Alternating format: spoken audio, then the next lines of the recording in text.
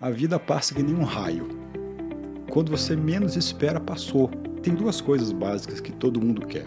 Todo mundo quer ser e todo mundo quer ter alguma coisa. E o que as pessoas não param para pensar, só te resta duas coisas a fazer: aceitar e perdoar. Então, basicamente, o ser humano quer ser ou quer ter, e aí a partir desses querer ser e querer ter, pisa no acelerador com uma série de coisas na vida e depois não consegue puxar o freio de mão. E lá na frente ele vai entender que basta aceitar e perdoar todas as escolhas baseadas no ser e no ter. É um pouco filosófico, mas é simples de entender. Se você for para os exemplos mais simples, a filosofia é uma das coisas muito simples de você entender. Então, baseado nessa premissa, não pode não ter solução. Às vezes, a maioria das pessoas não querem achar solução. Sejam bem-vindos a mais um episódio do Mundo Real. Quero convidar você para se inscrever no nosso canal. Primeiro, cumprimentar a Vanusa. Tudo bem com você? Tudo bem, pensei que você ia me esquecer. Pois é, você abandonou o nosso programa, os nossos novos episódios já estão sem a Vanusa. O pessoal falou, ainda bem que a Vanusa não está mais fazendo o programa. Que ela fala viu? demais. É, ela fala muito, interrompe a gente e tal. Mas agora Você ela fez um resolveu me tratamento resgatar. com o nosso convidado. Ela teve com ele, fez aulas de yoga e também Sim, terapia. É. E aí ela voltou. Voltou outra pessoa. Nova versão da Vanusa. Você viu que a gente tem liberdade até para brincar um pouco um com o outro aqui, né? Graças toda a Deus, brincadeira né? tem. Um fundinho de verdade. Mas eu diria assim que tudo que você disse pra mim, eu também vejo em você. Que bom! Mas os meus seguidores não. Eles só reclamam de você. Tenho certeza que os teus só reclamam de mim também. Mas é o seguinte, gente, a gente não pede patrocínio. Quer dizer, a gente até pede patrocínio, a gente gostaria De ter, né? né? Mas, enquanto você não puder dar esse patrocínio para a gente, nos ajudar financeiramente, comercialmente a manter essa estrutura aqui, a gente pede para você se inscrever no nosso canal, receber aquele sininho todas as semanas com novos episódios. E o nosso programa aqui, o nosso convidado me perguntava há pouco, eu falei, vamos falar sobre isso na introdução do programa, explicar o que é o nosso programa. Sim. Nosso programa, na verdade, o nosso podcast, videocast, é algo que a gente faz com pessoas que trazem histórias inspiradoras, que ajudam a fomentar boas práticas saudáveis. Sim, de saúde, informação, né? Informação de qualidade. Informação boa, evidentemente que com muitos especialistas em áreas específicas da saúde, que trazem aqui informações precisas sobre tratamento, sobre doenças, cirurgias, mas também pessoas que vivem um estilo de vida que pode ser referência também, né? Então a gente traz gente aqui da corrida, a gente traz a nossa querida Eliane, que esteve aqui outro dia, que é uma senhora que tem um estilo de vida aos 84 anos, que é admirável, né? Exemplo para tanta gente. Faz exercício online, todos os dias. Viaja, sabe cuidar da vida sozinha aos 84 anos, tem essa mente maravilhosa, né? Que não é fácil você chegar a essa idade tão sã assim. Não, e o mais legal dela é o seguinte, e adorável. Que ela falou aqui, a minha vida melhorou, eu comecei a viver depois dos 80 anos. Sim. Que foi quando eu virei influencer. É muito linda. No Instagram. Ela passou a usar o Instagram, conversar com as pessoas, falar das viagens dela e a vida dela mudou. Ela começou com as lives durante a pandemia. Mas isso é outra história, eu convido você para assistir esse episódio. Os nossos seguidores, alguns já assistiram, outros não. E queria falar do nosso convidado aqui. Eu faço aquela apresentação... Por favor, não tão formal, mas... Aquela formal? Mais relax. Então tá. Bom, primeiramente, o nome do nosso convidado é o Cristiano Oliveira. E ele é formado em psicologia, consultor, que há uns 20 anos, quando trabalhava como executivo, fazia um trabalho da seleção de executivos de grandes empresas. E ele e a mulher praticamente largaram tudo e foram fazer a formação de yoga e também aromaterapia. Eles trabalharam alguns anos com isso para poder ficar mais perto dos filhos. Depois ele voltou para a carreira executiva, seguiu na aromaterapia e hoje ele é sócio de uma empresa de governança e gestão. E aplica, no trabalho dele os aprendizados no tempo do yoga. Mas pelo que eu entendi ali, sem querer fugir aqui da apresentação formal, meio que as duas coisas se misturam. O yoga, aquilo que você aprendeu na Índia, achei muito bacana a história da mudança também na comunicação, né, do que vinha do Oriente para o Ocidente, e também o yoga e qualquer prática esportiva, eu que sou do esporte, não tem como você oferecer uma boa aula, uma boa prática, ou até mesmo ensinamento, sem a gente compreender a cabeça da pessoa que está aprendendo com a gente, de estudar o comportamento. Então, acho que isso, com certeza, enriquece muito. Aquilo que eu acho que as tuas mudanças, elas não foram recomeços, né? Elas foram caminhos que foram se aprimorando ao longo da vida. E isso é fantástico. Queria muito te ouvir aqui, fiquei curioso. Legal. Das boas-vindas. Formalmente, as boas-vindas. Seja bem-vindo ao nosso programa. Obrigado, João. Obrigado, Vanusa, também. Vocês dois, é um prazer estar dividindo um pouco da história com vocês, né? Mas você sabe o seguinte, assim, olha, não teve muito romantismo assim planejado essa escolha. Aliás, eu já aprendi isso na vida, né? A gente traça o plano até um certo ponto. O outro ponto, a outra metade, acontece naturalmente. Você pode ter uma vocação, pode ter uma predisposição, você pode ter um desejo, você pode ter uma vontade que está enrustida, você não sabe definir ainda, mas você não consegue planejar muito. Então, eu digo que não foi muito romântico, porque eu fui fazer aula de yoga lá atrás por causa do estresse. Era muito menino, não tinha filhos, todo mundo trabalhava 10, 12, 14 horas por dia, voltava para casa, tomava um banho, come alguma coisa, dorme e começa de novo no dia seguinte, de domingo a domingo. Isso era assim. Não, você tem que parar, tem que fazer yoga porque você está estressado, etc. Eu falei, mas yoga, o que é esse negócio de yoga? Não, a yoga é o que vai te relaxar.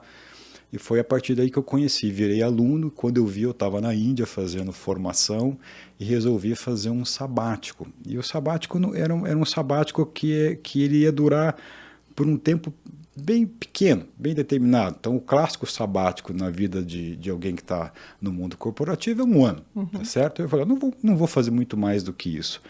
Só que quando eu vi, estava com escola de yoga e a coisa estava funcionando bem, estava ajudando outros engravatados, a gente usava gravata naquela época, a se desestressarem. Então não foi exatamente alguma coisa romântica, programada, planejada, mas ela foi de uma observação. Qual foi a observação? Eu tinha tido uma oportunidade, acho que é legal falar isso aqui, uma oportunidade de conversar sozinho com todo mundo. Estava entrevistando as pessoas, e basicamente pessoas do mundo corporativo, diretores, presidente de empresa. E aí eu percebi uma coisa, João. Quando o cara fazia 50 anos, mais ou menos, ele vivia a primeira crise existencial da vida dele.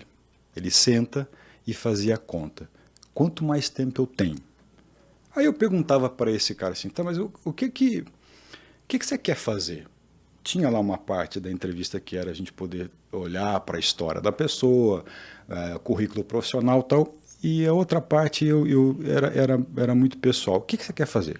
Quase ninguém sabia dizer o que queria. E aí eu perguntava, tá, mas me conta o que você não quer mais. Aí vinha uma enxurrada de uma lista. Então eu aprendi muito cedo que as pessoas, quando estavam num ambiente de estresse, escolhiam por exclusão. E era a partir daí que eu comecei a fazer, olha, todo mundo que eu entrevistava não queria mais isso, não quer mais aquilo, não quer aquilo, eu não vivo meu casamento, eu não vi meus filhos crescer, estou com a veia entupida, não aguento mais fazer isso, eu estou estressado por isso. Eu falei, isso eu não quero para mim. Então eu vou tratar de fazer uma coisa diferente. Então não foi muito romântico, foi muito mais de uma experiência, de uma presença, uma cena que se repetia todas as vezes. Falei, eu vou tratar desse negócio. Quando fui ver, estava fazendo formação em yoga e aí começou toda a trajetória do yoga. Foi mais ou menos assim. Sabe como? Nada muito programado no sentido de eu vou fazer isso, mas o que estava programado é assim, uma vontade de eu quero em algum momento tratar dessa causa. Se eu puder me dedicar para isso e reverter isso que eu escuto diariamente, vai ser legal. Acho que eu vou achar algum caminho de satisfação para isso. Você diz isso para você ou em relação a outras pessoas? Veio em relação a uma vontade genuína de ajudar o outro. Eu sou psicólogo de formação, tem tudo isso, ou seja, gosto muito de prestar atenção no outro, então misturou o meu estresse, caminhando ainda mais menino, caminhando no mesmo rumo, né, com uma vontade de poder. Cara, mas espera aí, todo mundo fala a mesma coisa? Todo mundo sofre da mesma coisa? E ninguém consegue sair dessa roda. Mas num quarto, numa sala sozinho, as pessoas falam, cara, eu tô cansado, eu não quero mais. Não posso falar isso, não posso envolver, não falar para o meu pai, para o meu chefe, não posso trazer isso em casa, mas a verdade é, eu não quero mais isso. O que, Cris, me diga aí, o que eu faço? Para onde que eu vou? Essas eram as perguntas. O que eu faço? Para onde que eu vou? O que eu coloco como plano? Então, desde muito cedo, esse é o cenário que eu acabo me envolvendo começou lá atrás e não parou até hoje. Tá, mas digamos que a gente analise aí casos específicos de pessoas que te procuraram, que você identificou a exclusão, que até, no meu entendimento, as pessoas estão nivelando muitas coisas por baixo, até no mundo político, né? É por exclusão hoje em dia, tudo por exclusão. As pessoas... O que é menos ruim, né? Talvez entendam que elas não... Verdade. Que elas não têm o direito mais de escolher o melhor caminho para elas. Elas vão vivendo, né? E daí surgem os problemas, e daí ela se encontra lá com você, e você pergunta qual caminho que você quer. Não sei, mas o que você não quer é esse. E aí, tem solução a partir da exclusão encontrar o caminho que ela de fato quer? Porque ela não sabe que caminho ela quer. Verdade. Olha, João, se tem solução é uma boa pergunta, mas não pode não ter solução. Não pode não ter solução. Porque uma outra coisa também que eu percebo, né? A vida passa que nem um raio. Quando você menos espera, passou. E esse mundo, né? Tem duas coisas básicas que todo mundo quer. Todo mundo quer ser e todo mundo quer ter alguma coisa. Basicamente isso. E o que as pessoas não param para pensar, porque algumas coisas vêm com a quilometragem, é que só te resta duas coisas a fazer nesses 80, 90 ou 100 anos, que agora está fácil chegar nos 100 anos, né? Muita gente chega aos 100 anos. Aceitar e perdoar. Então, basicamente, o ser humano quer ser ou quer ter, e aí, a partir desses querer ser e querer ter, pisa no acelerador com uma série de coisas na vida e depois não consegue puxar o freio de mão. E lá na frente ele vai entender que basta aceitar e perdoar todas as escolhas baseadas no ser e no ter. É um pouco filosófico, mas é simples de entender. Se você for para os exemplos mais simples, a filosofia é uma das coisas muito simples de você entender. Então, baseado nessa premissa, não pode não ter solução. Às vezes, a maioria das pessoas não querem achar solução. É fato. Mas eu me recuso a aceitar que não pode ter solução, seja em qualquer momento. O mundo não é cor-de-rosa. As contas chegam, você tem que dar conta da família, dos custos, etc. Então, assim, não dá para você poder largar tudo e fazer... Isso me preocupa. Quando você programa ou não programa, faz uma mudança de rompante. Isso é quando atinge um nível de estresse, de depressão, que a pessoa não aguenta mais fazer nada. Aí não é ela que está escolhendo. A vida está escolhendo por ela. Mas quando ela está consciente do que não dá para você largar tudo, né? O mundo não é cor-de-rosa, mas dá para você programar. Dá para você poder entender, cara, se eu quiser ser e ter um pouco diferente daquilo que eu sou e que eu tenho, tem solução. Se você quiser continuar sendo e tendo exatamente o que você tem, a solução está posta. Então tem solução também. Entendeu? Então, basta essa vontade de você poder mudar um pouquinho o grau. E aí a gente vai falar um pouco de ideologia. Quais são os seus valores? O que é importante para você? O que você coloca como princípio para que você quer ter no teu dia a dia? E isso as pessoas têm muita dificuldade. Ou acham que é uma coisa inatingível, que não dá para alcançar. O dia que o ser humano entender que ele consegue fazer qualquer escolha, a gente muda o jogo. Sabe como? Uhum. Mas é difícil isso, né? Mas será que a visão geral, a visão macro do processo, né? Quando você para pensar, igual a gente está fazendo aqui, conversa boa, tranquila, a gente está pensando, a gente começa a pensar, refletir, você deve estar refletindo agora, puxa vida, o que eu quero para mim, né? Mas daí na correria do dia a dia, você enfrenta vários obstáculos da rotina mesmo, dessa correria que você falou aí, do pagar a conta, do cuidar dos filhos, do ter que buscar, do ter que levar a mensagem que chega, o cara que está te procurando, que você quer dar retorno, eu tenho que correr para o podcast. E assim, esses valores daí não se perdem? Se perdem. É uma pena. Eles ficam, ao invés da gente puder sugerir para você, não vamos falar que eles se perdem, eles ficam encobertos. Melhor assim. Perder valor a gente não perde, mas a gente camufla bem o valor. Ficam esquecidos. Ficam esquecidos, estão adormecidos. Eu li em um livro outro dia que nós devemos estabelecer esses valores, né, esses pontos todos, e após uma meditação, em algum momento do dia de reflexão, anotar e ler todos esses pontos todos os dias, porque daí te ajuda a não esquecer nessa correria. Né? Você está falando disso assim, eu lembrei de um conceito que eu gosto muito, ele é um pouco diferente. Se você quiser, eu posso tentar explicar ele aqui. É simples de entender. Se você perguntar assim para alguém, cara, o que você entende por qualidade de vida? Qualidade de vida é eu estar com a caipirinha na praia. Qualidade de vida é quando eu estou lá de férias com a família ou fazendo o que eu gosto, né? Esse é um jeito bastante simples e corriqueiro de você definir qualidade de vida, mas tem uma outra proposta para definir qualidade de vida. Então pensa na seguinte caricatura. Pensa, não sei, se vocês gostam de chocolate. Puxa. Você gosta, né? Há quem diga, Vanusa, que o chocolate dá uma organizada. Ele organiza, acalma. Organiza a vida. Né? Então eu vou vamos pegar esse exemplo. Quando você tem disponível um chocolate. Qual chocolate? Olha, eu gosto de chocolate bom, mas se não tiver, vai uma das marcas populares, assim, Mas qualquer chocolate. Chocolatinho bom. Legal. O Toblerone é um dos meus prediletos. Toblerone. Já sei o que eu vou te dar de presente. É fácil ou difícil para você pegar um pedacinho de Toblerone e comer? Facílimo. Facílimo. Difícil é parar. Tirar da caixinha, abrir tal, colocar, não tem desafio nenhum, certo? Não. Se deixar, vai que é uma beleza.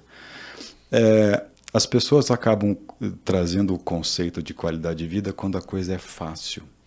Então, comer um chocolatinho, tomar um vinho, uma caipirinha na praia, não requer superação de desafio nenhum. É muito fácil. Vem em mim. Não é isso? Agora, se você coloca uma coisa diferente para essa definição e pensa o seguinte, eu vou ter qualidade de vida quando eu superar um desafio. Então pergunto para mim a mesma coisa. Só que não do chocolate, da caipirinha.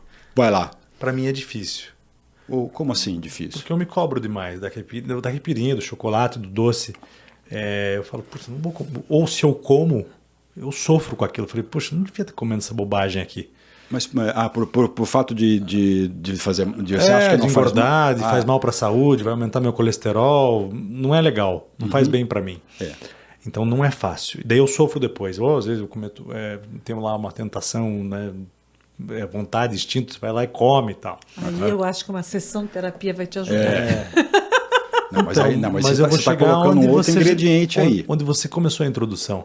Agora, para mim, se eu, por exemplo, num domingo, e geralmente eu faço isso, eu corro 30 quilômetros e eu já preparo até aquele almoço e as guloseimas que eu quero comer, que eu passei a semana, que é o desafio para depois. Depois do desafio, não. Daí eu já tô. Eu posso agora, né? Você pode. Daí você eu não conquistei se esse direito, não me cobro.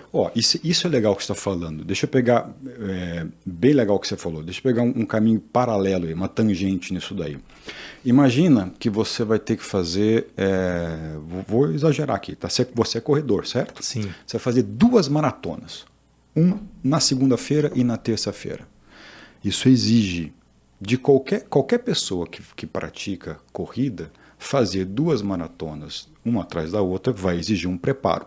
Sim. Então, imagina que você vai se preparar, você tem isso como meta, você vai fazer o Ironman, vai fazer o Ultraman. Eu sou nadador, conheço bastante gente que pratica. Vou fazer uma maratona aquática, uma maratona mais forte, corrida.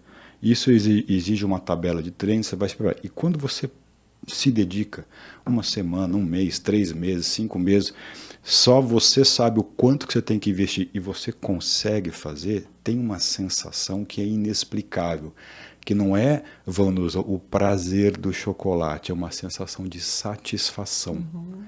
A satisfação, ela vem depois de um desafio superado.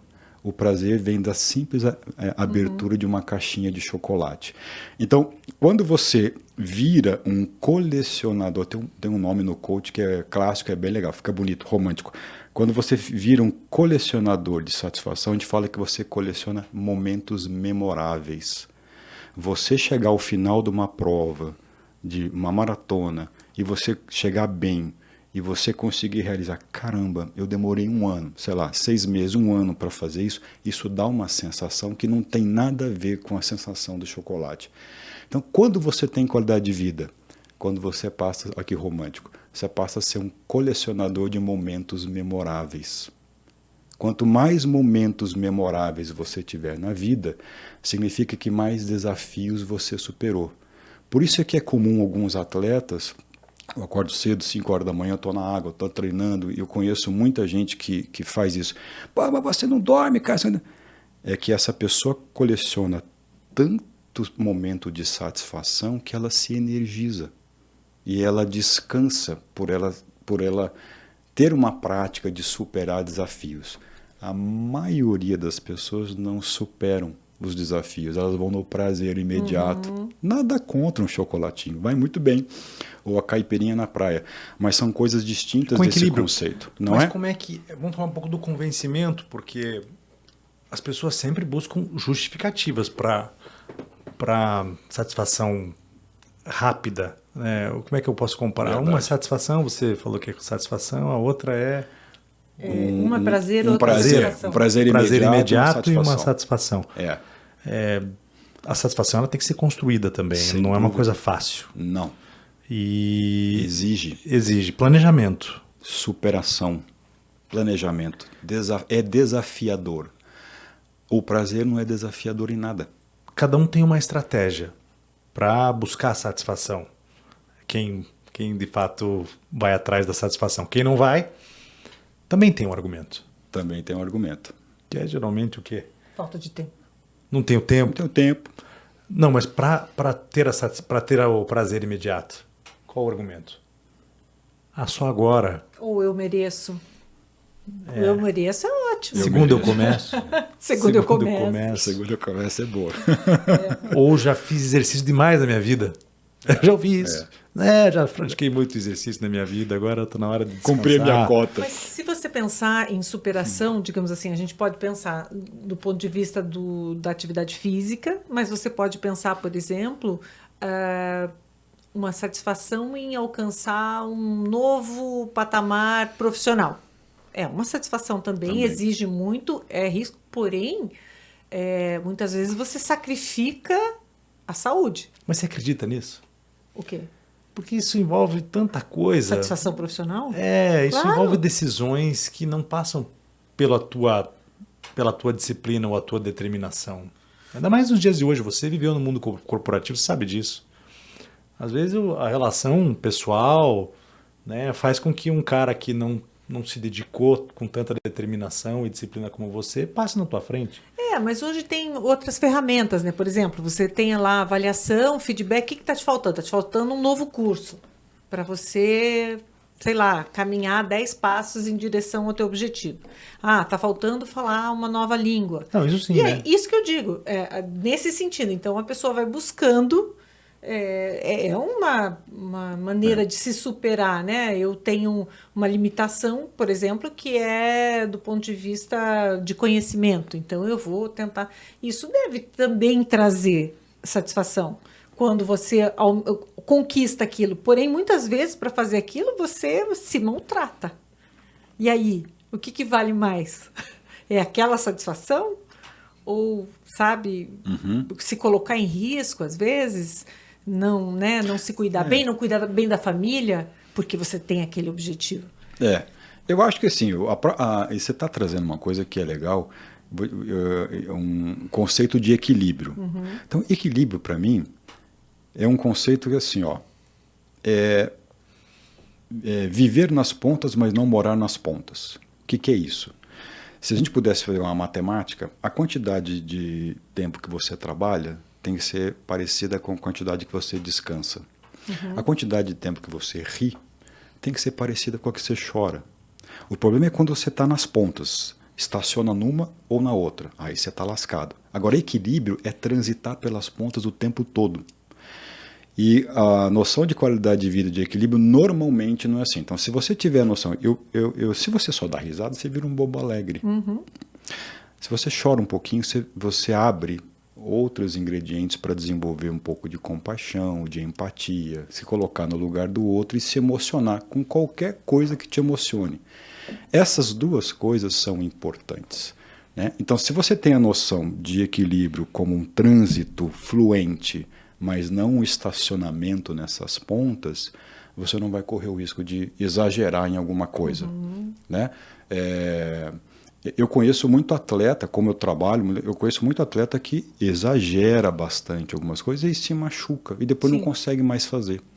Depois não, cara, minha vida foi curta como atleta porque eu me ferrei todo, isso me custou não mais conseguir fazer o que eu gostava de fazer diariamente. Ficou numa das pontas. Porque fica peso demais numa das pontas. Equilíbrio é você viver um pouco de tudo, sabendo que não pode estacionar. Mas, por outro lado, o atleta que tem o exercício né, faz todos os dias a rotina do acordar cedo, do enfrentar resiliência, enfim, disciplina, determinação. Isso tudo pode ser muito bem aplicado para outras coisas, como você mesmo disse, do mestrado, do doutorado, né, de um em curso que ele possa fazer. Mas eu entendi a tua colocação. Você está dizendo assim, talvez nessa parte, e acho que a pergunta, se você me permitir, ela pode ser modificada. A pessoa ela pode ter sucesso e buscar satisfação com determinação em uma área em que ela vai deixar a sua saúde física. E aí eu quero cutucar a ferida, porque é bem o que você trabalhou na tua vida, né? Você veio de lá, deixando de lado a sua saúde física e mental, né? Essa satisfação é completa se ela conseguir no mercado de trabalho ou nos cursos, né? Na formação acadêmica? Olha, eu acho que não, meu. Eu acho que a história de vida me diz que concordo com você. Não é, cara. Hoje eu atuo com governança. O meu mundo hoje ele está entre sócios e executivos. Eu não quis ficar durante muito tempo lá. Foi um bom tempo, mas eu não queria ficar eternamente num projeto do yoga, etc., que eu conheci, né? Queria me aprofundar, mas eu queria trazer isso como ferramenta para ajudar as pessoas que precisam, né? Então, eu gosto de contar as coisas que eu vou colecionando na vida por experiência. Então, por experiência, pega aí vários anos conversando com as pessoas, não, eu não acho, estamos alinhados. Não sabe que eu parei na metade de algo que eu estava fazendo? Isso é uma coisa mal resolvida, né? Se eu já julgo como a metade, é porque eu tinha coisa que eu tinha que terminar. Mas, na verdade, eu terminei quando tinha que terminar. Mas eu poderia ter dado sequência. Muita gente imagina que eu parei na metade. E eu fico analisando à distância as pessoas que deram continuidade, que avançaram, e vejo, assim, e que talvez até tenham tido sucesso naquilo que eles estavam fazendo do ponto de vista profissional. Mas eu olho para eles e falo, puxa vida, eles estão acabados, né? Eles não podem estar felizes porque acima do peso, né, o comportamento, as relações pessoais, um modelo de vida que eu rejeito hoje, que era o que era o meu modelo de vida, né? E eu fico olhando, não é possível, esses caras não podem estar bem, não podem estar legal. Então, e por outro lado também eu vejo muita gente que tem esse estilo de vida mais saudável e que tem muito sucesso. Vou dar um exemplo aqui, eu trabalho com comércio. As nossas vendedoras que vendem mais são as que praticam esporte e se cuidam. Olha só. Que legal. Isso não é uma constatação. Fato. Existem pontos fora da curva. Sim. Mas de modo geral, é uma regra.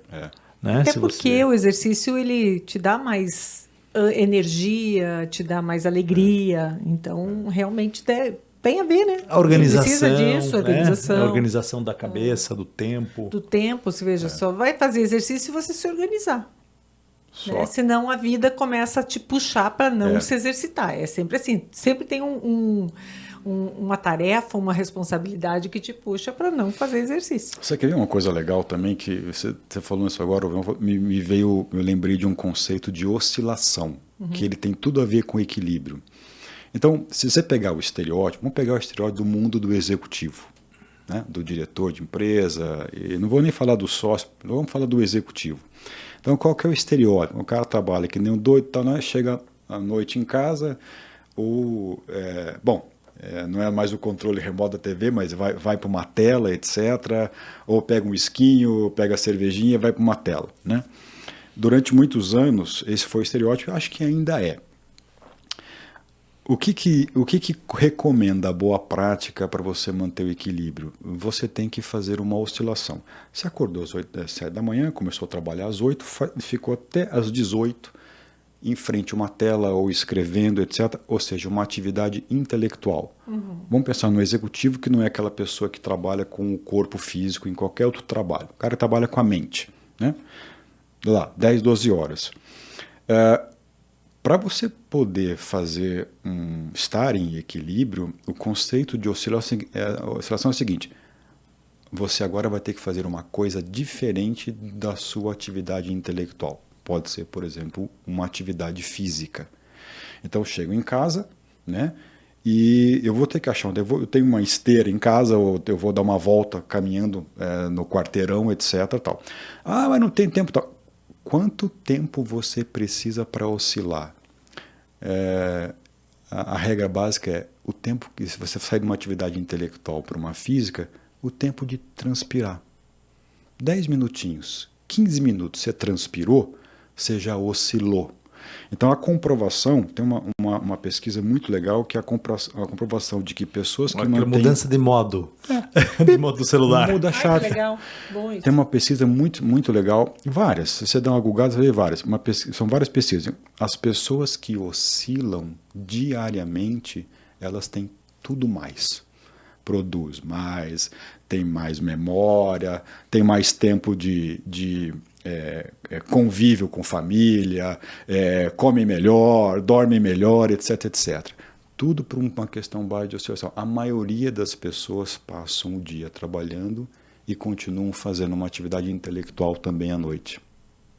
Então a regra, ela é simples e ela é depositada. Eu não faço porque não tenho tempo. Não precisa de tanto tempo. Não estou falando de um exercício de 1 hora, 2 horas.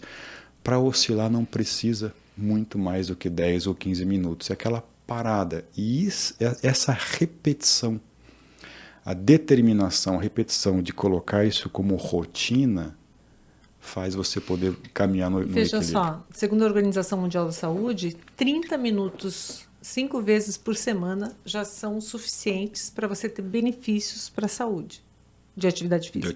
E não precisa ser intensa. A Organização Mundial da Saúde exige muito pouco. Eu acredito no potencial. Não está dizendo para você fazer só isso, está dizendo lógico. Que já tem benefícios para a saúde. Se você faz 1 hora, ótimo, melhor, muito melhor, né? O fato é que, pelo senso comum, a gente sabe o que pode funcionar. O ser humano tem um potencial incrível que não sabe, na verdade, na minha visão. Mas você vem da psicologia. Você se analisa também? Porque você fica analisando a gente o tempo inteiro. Eu percebo isso. Eu fui para análise também, né? Tive a minha própria... Ainda tenho, né? Faço. Não, são como é que períodos, você se analisa? Você olha no espelho? Não, cara, porque aqui você está me olhando, a maneira como eu gesticulo com minhas mãos. Não. Você está me analisando. E você também. É assim o tempo todo. O ser humano tem uma coisa... Diz que o inconsciente nosso está a 1 palmo do nosso nariz. Todo mundo vê, menos a gente. Mas você está do lado de uma pessoa, cara, não sei explicar, que pessoa agradável, que vontade, ou ao contrário, não tem isso? Puta, não fui cagar essa pessoa. Então, daí você sente, né? Bom, vou partir para o teu lado espiritual. Não tem um pouco de energia nisso também? Eu acho que tem um pouco de energia, né? Porque tem gente, isso acontece.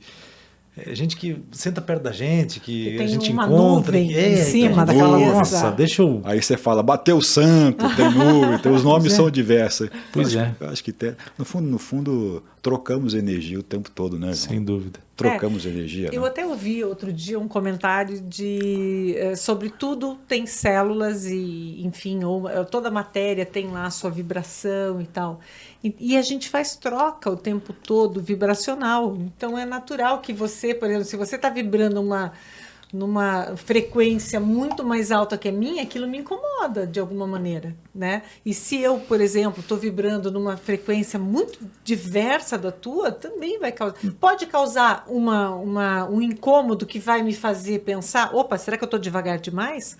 Ou será que ele está rápido demais? Não, isso sim, mas tem gente que chega perto de você que, porra, você precisa, ou que vem para uma conversa, que depois que termina a conversa, eu fico com vontade de dormir, de me enfiar debaixo das cobertas e dormir. Sério, assim, é uma coisa assim que Suga a gente fica energia. tão... Suga energia. Uma vez um cara quis falar comigo, eu sabia que a energia dele ia ser pesada. E mesmo assim eu fui na conversa, deveria ter cancelado. E eu fiquei arrebentado depois da conversa. Mas, sei lá. Acontece, né? As pessoas que têm animaizinhos, gato, tal, plantas, repara, se isso um dia pensa nisso, repara. Chegar alguém que você sai com dor de cabeça, o cachorro sempre late para mim. Mas o gato, ó, tchum, vai embora, deixa você sozinho, ele vaza, ele sai. A plantinha murcha. Lá em casa, o gatinho, ele sobe e faz xixi só no meu banheiro, no chão. Sério? Eu brigo com eles macho? bastante. 2 machos. Nós eu acho mamão, que eles papai. estão disputando ali, mamão e papai. Estão disputando. Eu achei muito legal que você, durante o período da tua vida, uma das estratégias dessa mudança que você fez foi para ficar com os teus filhos, que já meio que se criaram ali no meio da academia de yoga. E legal. São vegetarianos desde que nasceram, né? Eles são desde que nasceram.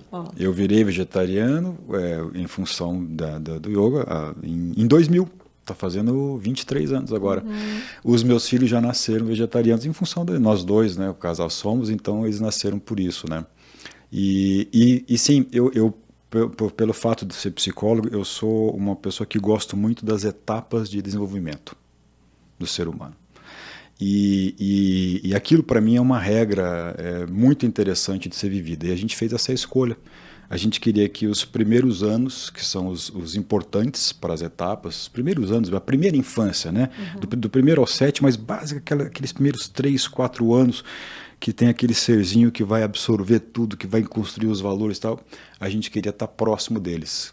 Queria estar, que eles pudessem conviver com a gente 24. Então, a escola de yoga, na verdade, ela propiciou isso também. Então, a gente uniu a ideia de aprender um pouco sobre como é que a gente olha o ser humano para uma perspectiva mais holística, mas como é que a gente fica com os filhos também nessa primeira fase junto da gente. Isso foi bem legal. E eles praticam até hoje? Eles não praticam muito não, cara. Yoga eles não praticam, mas eles... Tem enjoado até.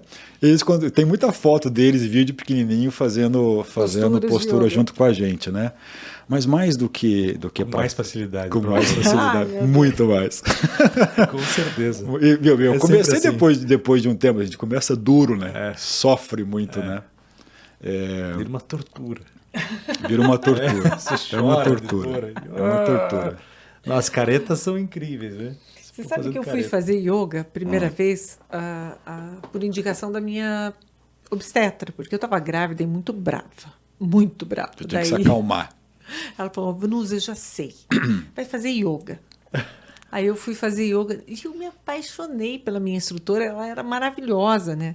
E daí ela só cuidava, tinha posturas que eu não poderia fazer, não sei o que e tal, enfim. Nossa, levei minha mãe, eu e minha mãe, íamos as duas fazer yoga, era muito divertido, gostoso, sabe? Aquele momento bom, participávamos dos eventos que ela fazia alguns eventos e tal, assim, de compartilhar alimentação, tem um nome isso, eu não lembro, cada um leva uma fruta, uma coisa, enfim.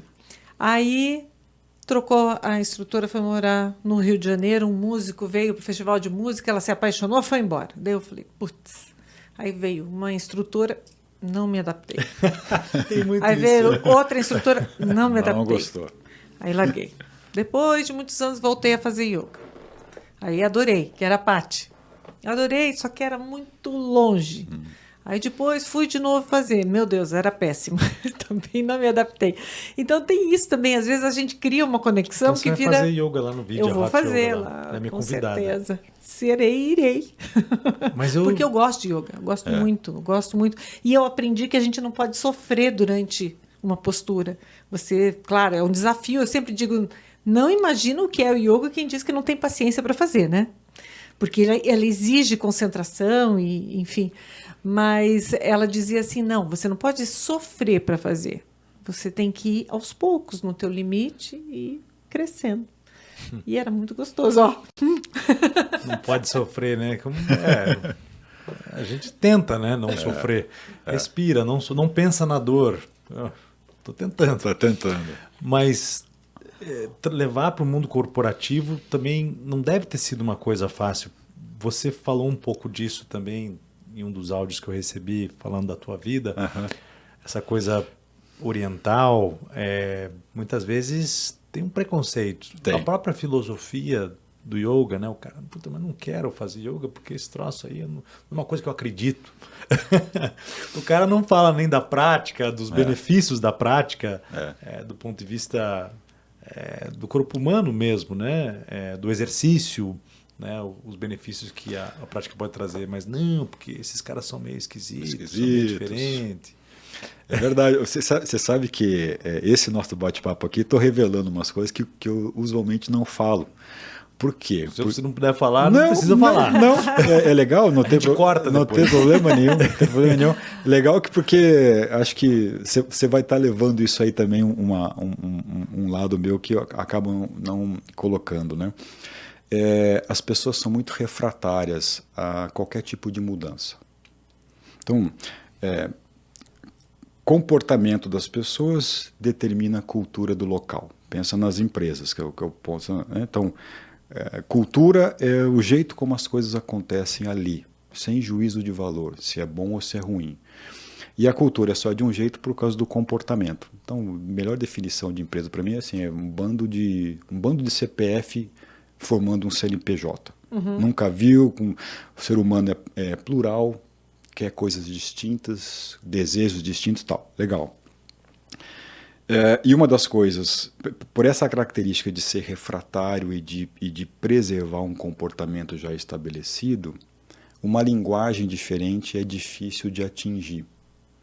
Então, quando você chega com uma abordagem, lá vem o cara lá com uma abordagem oriental, mas eu moro no Ocidente, eu não moro no Oriente, vai lá falar, vai lá funciona, aqui o mundo gira de uma forma diferente.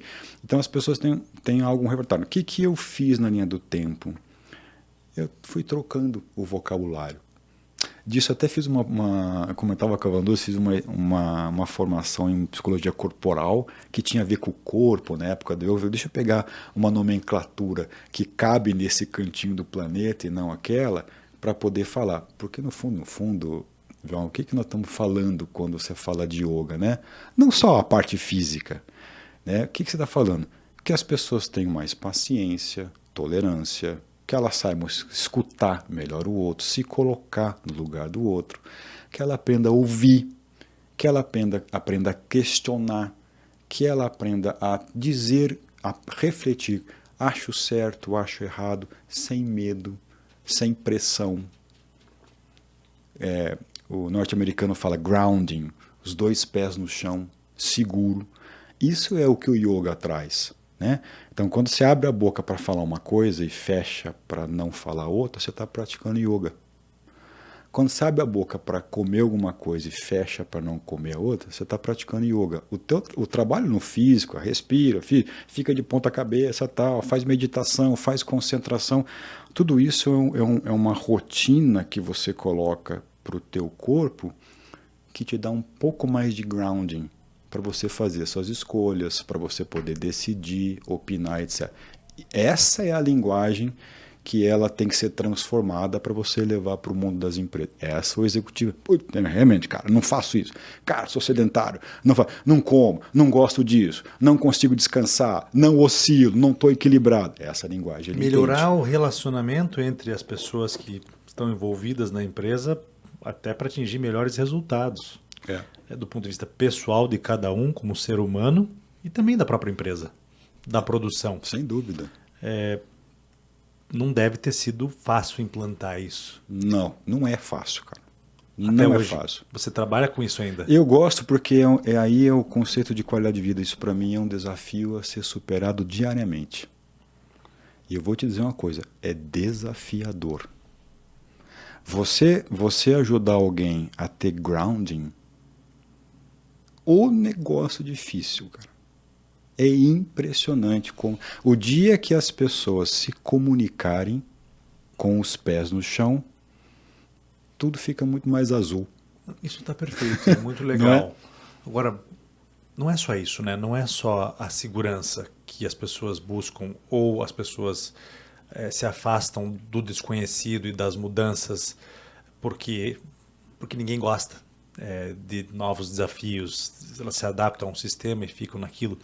Mas é também o julgamento, né? As pessoas elas são muito ligadas no julgamento de terceiros, né? O que o amigo vai pensar.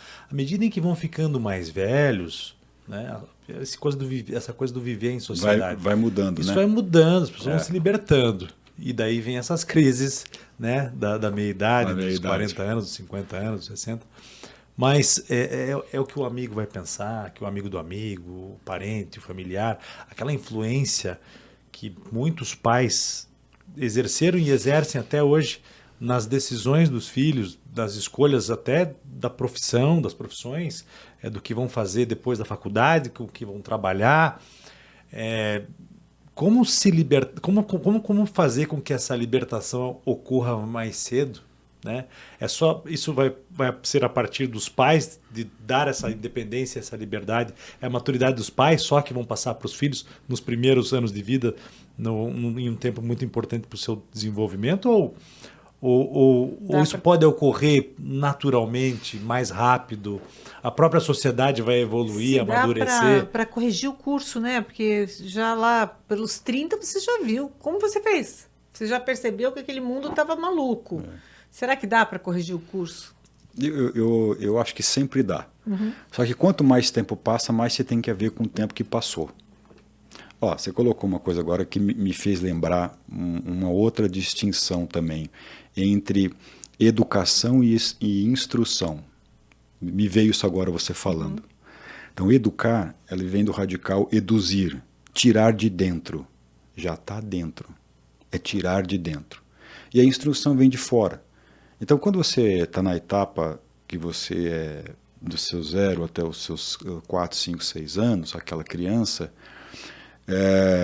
imaginando, né, que essa criança possa conviver com pais, sejam eles biológicos ou não, né, que ela possa conviver, tem uma etapa, os pais têm uma ação fundamental em instruir para que aquela criança se autoeduque. Ninguém pode educar ninguém, só você pode se educar. Você pode instruir o outro. Então, em qualquer momento, instruir. E a gente brinca que instruir é sempre olhar para cima. Porque quando você é pequenininho, você olha para cima, está o pai. Quando você é aluno, você olha para cima, está o professor. Quando você está na empresa, você olha para cima, está o chefe. Você pede ajuda olhando para cima. Você nunca pede ajuda olhando para baixo. É sempre para cima. Sempre pedindo uma instrução para que você mantenha a tua educação. Então, a autoeducação é o único jeito de educação. Eu não vou educar você. Não, ninguém educa ninguém. A gente instrui. É legal, às vezes, você pegar Mas eu acho legal isso, de você olhar para baixo para se educar, né? Você aprender com quem está ou no mesmo nível que você, ou até mesmo abaixo.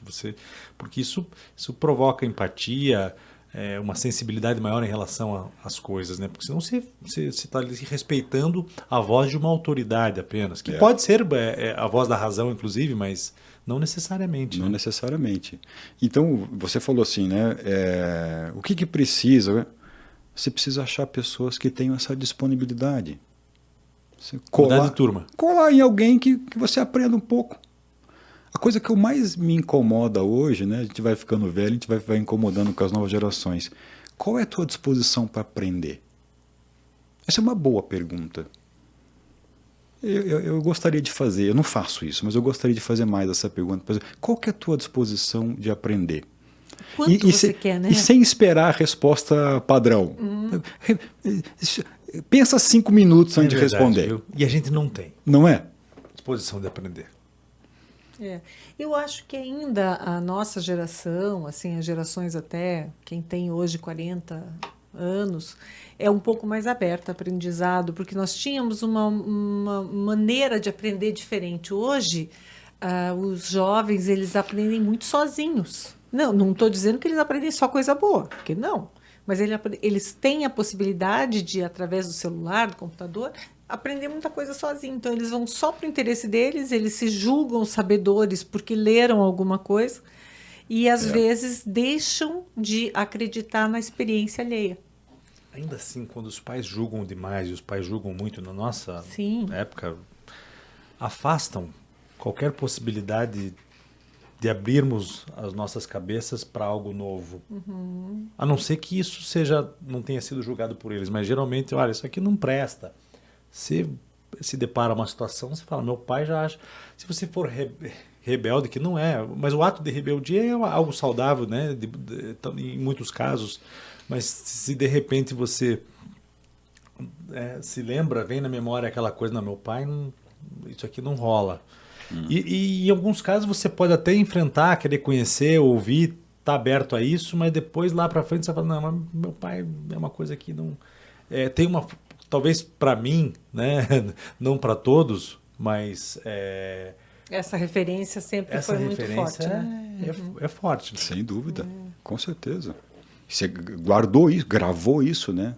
Te deu o norte. Será que não é o caso da gente deixar os nossos filhos mais... voltamos na história dos filhos. É que aqui sempre a gente fala de filhos, é uma delícia por causa disso. Será que não é o caso de deixar eles mais livres? Eu procuro fazer muito isso. Né? Pai, o que você acha? Não sei, o que você acha? Isso é muito bom. Né? Eu sempre digo assim, que eu errei muito, né? Meu filho, um tem 22, eu tenho 19, claro que eu errei, porque a gente reproduz muito da criação que a gente teve, né? Mas eu acho que chegou um momento lá que eu consegui corrigir o curso, como eu falava agora há pouco. Porque hoje eu tenho muito mais essa visão de que não adianta impor. A imposição, ela não funciona. A imposição, ela gera revolta, ela gera vontade de conhecer. Por que não? Por que não, né? Se você diz um não. Ou por que eu não posso? Enfim. Do que se você deixar um pouco mais livre. Eu hoje, se eu tivesse filhos adolescentes, eu agiria, assim, mais jovenzinhos, eu agiria diferente. E é bom também fazer né, chegar a essa conclusão. Acho que eu melhorei. Quem sabe com os netos. Com os netos. Vou me meter. Acertar. Com os filhos mesmo? Eu acho que dá tempo de você. Vem cá, lá atrás eu falo isso às vezes. Acho que isso é bom. Eu falo, filho, eu já fiz umas cagadas aí, tentei te ensinar umas coisas. Mas você sabe que eu tenho a experiência do Vai fazer bem pra você. Isso aí vai te fazer muito bem. Mas pra ele não? Não, acho que vai também. Mas pra você vai fazer muito bem. Eu acho legal, porque pô, meu pai reconhece que ele errou, né? Tem humildade para reconhecer que errou e não se acha o perfeito. Isso dá margem também para ele opinar sobre algumas coisas, né? Mas eu acho assim, os melhores ensinamentos que eu fiz para os meus filhos não foi ensinando, não foi com palavras. Foi agindo. Perfeito. A maneira como eu me comporto mesmo, né? É isso daí. E que, de repente, a gente não está tentando nem levar aquela mensagem e, de repente, eles vêm e falam um negócio. E, pô, eu nunca falei disso para eles, né? Mas porque eu fazia, eles prestaram atenção e eles fazem também. E sabe como é que eles aprendem? Pelo menos é a forma como eu vejo, por repetição. Então não adianta fazer o curso de final de semana mágico, ir lá e começar a trabalhar com o filho. Ele deve ter visto você fazer isso várias vezes. Com certeza. E aí consolida. Pô, não precisa nem pensar. Quando ele está numa situação X, ele lembra, é assim que eu tenho que fazer. Porque já viu em casa vários e vários anos. E esse é o grande aprendizado, né? E a gente chega à conclusão seguinte, para educar é tempo mesmo, porque isso exige tempo. Exige convivência, tempo de convivência. Né? Durante um período que trabalhava muito, chegava ficava pouco tempo em casa, você já vinha na cabeça, eu preciso ensinar a fazer isso, aquilo, e tal. Você chamava num canto e falava, é o seguinte, depois ficar olhando pra gente, o que tá tentando passar aqui daí pra pensava, gente, né? tá, e daí, pai? Esse cara aqui fica 7 Né? dias Aparece fora de de vez em casa, quando. de repente aparece por aqui e quer me dizer como é que eu tenho que amarrar meu sapato, pô. Mas né? O que eu percebo, assim, que as pessoas demoram muito para entender que quem tem filhos, que realmente passar mais tempo ou criar situações para que vocês convivam e troquem e se conheçam, porque é difícil conhecer um ao outro, mesmo morando na mesma casa, né? As pessoas às vezes percebem isso muito tarde. E aí é difícil. Quem consegue, no meio do caminho, reverter essa situação, eu acho que tirou na loteria. Né? Porque a maior parte das pessoas, o que eu vejo? Os filhos reclamando de pais, principalmente pais, né? Pais ausentes ou mães ausentes, enfim, que não conviveram, que viveram lá, conheciam muito mais a empregada da casa do que o pai e a mãe. Não pode dar satisfação lá na frente. É verdade. Né? É verdade. Então é complicado. Mas e daí? Me diz assim, quanto você consegue aplicar isso hoje no teu mundo profissional, né? Esses teus conhecimentos e tal, e o quanto você tem de retorno positivo, né? Porque, como você falou, as pessoas, mesmo você não dizendo que é filosofia oriental, as pessoas não querem mudar, né? Elas têm mais dificuldades da mudança. Então, o quanto você consegue, digamos assim, eu consigo 15% de retorno ou não? Como é que é? Olha, essa é uma boa pergunta, sabe, Ivandro? É uma boa pergunta. Então, pensa o seguinte, você sabe que a maior parte do meu tempo hoje está na convivência com sócios. Uhum. E sócios que querem colocar governança nas suas empresas. Governança é um conjunto de regras.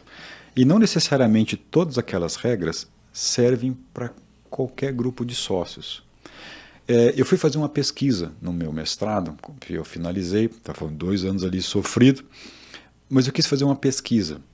Eu juntei, acho que eram 150 sócios e empreendedores, empresários e o primeiro executivo e perguntei, olha, dessa lista toda aqui dessas práticas de governança, me diga assim, o que é prioritário para a tua empresa?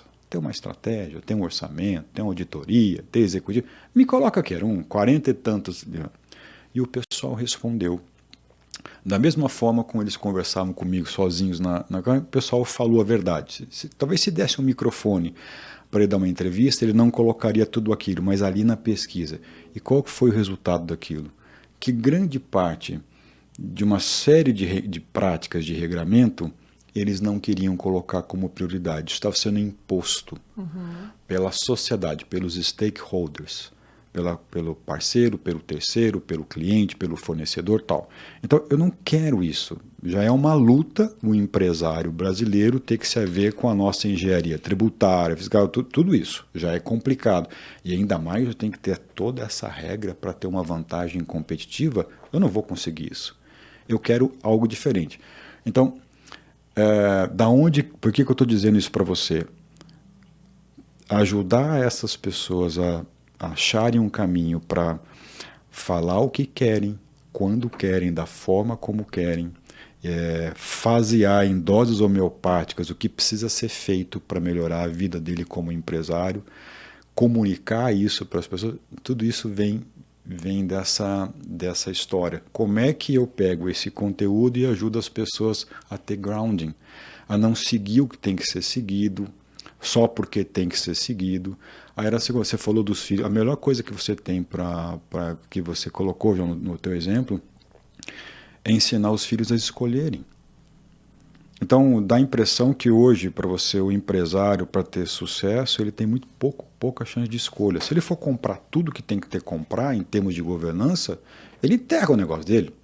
Ele mata o resultado dele. Então, como é que eu, empresário, faço isso? Isso requer grounding, requer comunicação, saber fazer escolha, dizer não, conviver melhor, ter divergência. Como é que eu lido com a divergência com o meu irmão, que é meu sócio nisso? A coisa mais comum na sociedade é ter conflito. A coisa mais comum na sociedade é você não ter um consenso. Então, alguém que se predispõe a consensuar tem que transferir para o outro. Escuta, pensa, cede um pouquinho. Agora você ganha nessa vez, agora deixa o teu sócio ganhar nessa vez. Seja mais flexível, tenha paciência, tolerância, compre o que você precisa hoje, deixa para comprar depois o que você precisa para a tua empresa. Tudo isso vem dessa história que eu transformo, ninguém sabe, né, de onde vem, mas ele vem baseado nisso. Então, o papel... Mas isso não é um atraso para a empresa? Porque você está... se você sabe como cumprir o objetivo, vamos dizer que o foco seja a venda de um produto específico. Ah, sim. De repente eu tenho que passar 4, 5 horas do meu dia fazendo gestão de pessoas nessa articulação que você está trazendo aqui, cedendo aqui para tentar avançar ali, né? A não ser que você me diga, mas João, você não tem razão em tudo. Talvez os teus funcionários tenham mais razão que você. Desse ponto de vista da gestão, sim. Assim, mas e se não tiverem razão? Se você tiver razão, daí você vai ter que ficar administrando o relacionamento e olha o tempo que você vai perder. Perde. Não é o foco. Então, o foco é a estratégia do negócio, né? A execução do negócio, ela tem que correr. Mas esse funcionário que tem que vender, esse cara é o cara que às vezes está estressado. E que se ele tiver um pouquinho mais de noção de equilíbrio, talvez ele até venda melhor. Até consiga desempenhar melhor. Porque talvez precise, não é a função do sócio ali, do dono, executar determinada atividade, né? E você coloca alguém... Você coloca alguém ali para executar, para tocar a gestão. Né? Que é esse o estressado. O sócio, ele tem que... Eu quero que você chegue lá, quero que você venda isso de maneira ética, com uma conduta X, com uma lucratividade Y, etc. Legal. Aí a gestão vai correr para poder fazer isso. Né? E hoje no Brasil nós temos muitas empresas familiares que exigem muita essa intermediação do profissional de governança, por exemplo, e gestão? Na verdade, a gente tem 90% das nossas empresas tem ainda o sócio gestor, né? Aquela pessoa da família que está no dia a dia. Tem muito, é o que mais tem, né?